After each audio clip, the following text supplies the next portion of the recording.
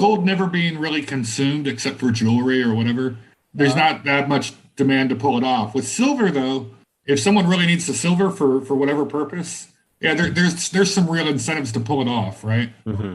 Yeah, silver's the Achilles heel. It's always been, and that's why keeping silver under control has always been priority. And priority two would be keeping gold in check.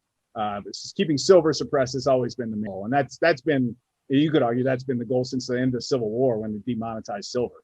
But ultimately, it's the power of the people when they start freaking out about their store value confidence that really makes the spot price move. And so I'm suggesting this isn't as far away as most people probably think.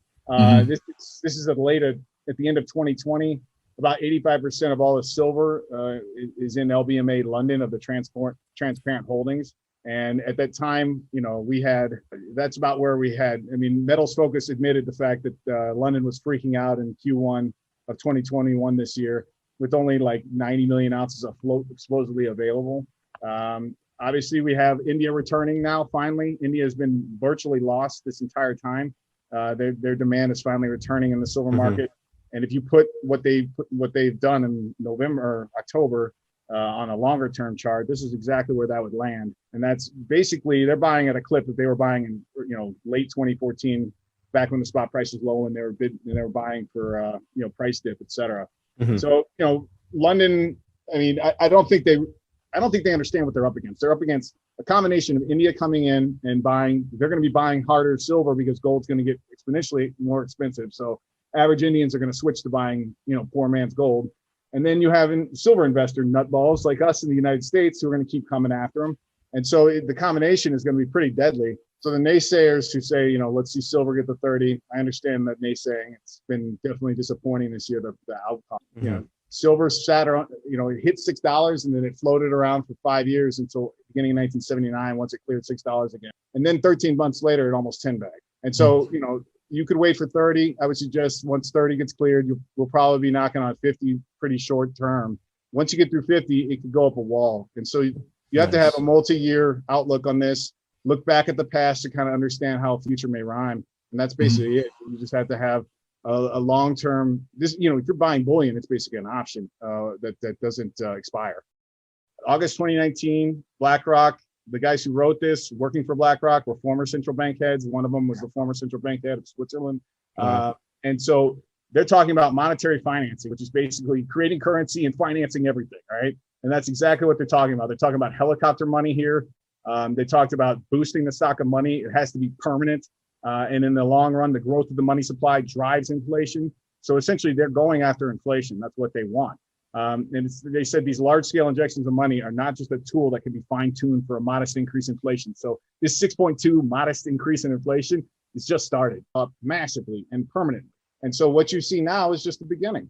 Ultimately, the beginning of an inflation that's going to be much deeper and much wider than anyone probably thinks. I mean, there are people out there who think that, yes, that's the only way out of this. And so therefore, a lot of people say, well, hyperinflation is eventually where we go. I'm not sure that's true.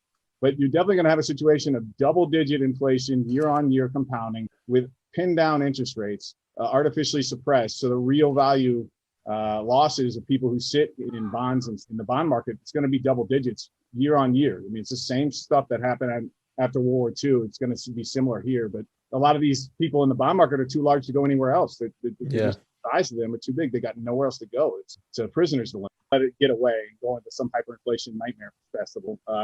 That's why they're creating the CBDC grid. They need this. All these governments, 90% of GDP, the countries that produce 90% of the GDP in the world are going for fiat CBDC. And the reason they're doing that is to make sure there's not riots and people don't starve. Okay, they need to be able to jack up the stipends month in, month out, so people can at least eat, right? Because they know that's where you have riots. Right. Yes, if 40% of your income has to go to food, you're going to end up rioting. That was a Mike Maloney statistic, right? If 40% Max Kaiser pointed that out. Okay.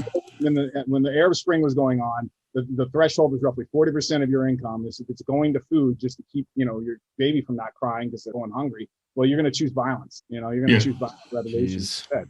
By the way, in this August 2019 going direct, the BlackRock, they basically had 4 major central banks coordinating on this: the U.S., Eurozone, Japan, UK, and they give the options of how to implement it, basically illegally, how to illegally get around all the checks and balances that were used not to let them do this.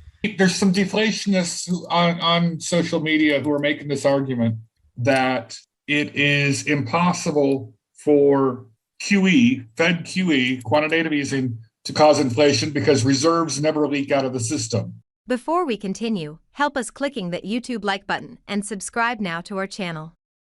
This shows the algorithm that you valued this information. And it helps us spread that message. Sharing is caring. And now, let's continue. Do you want to know one thing about crypto? I made over 3000% in profit in a few weeks. Fact is, the traditional financial system, the traditional money system makes you poor, not rich. If you want to earn $500,000, $1 million, you have to wait until you're 50, 60, 70 in the traditional financial system, and you probably will still be broke. And you will be old. This is not a sexy combination, as you can imagine. But the question is, how can you start in crypto and make these profits? Where to invest? Where do you start? My name is Gunnar and I'm from Germany, as you can hear, and things are a little bit different in Germany. More about that later on. Fact is, there are lots of different cryptocurrencies. It's a gigantic universe where beginners and professionals get easily lost. But there is light at the end of the tunnel. There are 7 key steps you need to follow to become successful in this market. You have to know them, and if you fail one of them, it's literally impossible to succeed in this market. Just an example, one of the key points is your exchange, and one of the biggest are, for example, Binance and Coinbase. These are trusted and well-established exchanges, but, and this is a big but, you won't find the super profitable coins on those exchanges. The unknown super profitable coins that get gigantic profits are not traded on those kind of exchanges. They are traded on much smaller insider platforms that are barely known. And I can tell you what those super secret exchanges are and why they are so profitable. And another super important thing are the right information sources. The point is, the internet is gigantic. There are hundreds and hundreds of YouTube channels, blogs, pages, and much more. And there are also market makers and influencers. For example, Elon Musk, he is not a crypto guy, but the moment he recommended Dogecoin, it went through the roof, to the moon, so to say. But why did he recommend it? Where did he hear it from? He didn't hear it from newspapers. And believe me, he is listening to someone. But you have to know who, and you have to react before he is reacting. This is really important. And these are only 2 of the 7 steps you have to follow in order to be successful in crypto. And if you want to know all of these steps in much more detail, and if you want to have a comprehensive checklist, here's what you should do. There is a link below this video. Click on this link and you will get the opportunity to subscribe to my channel. Click on the link and you will see a video where I explain the next steps. So see you soon. Click on the link now. I'll see you there.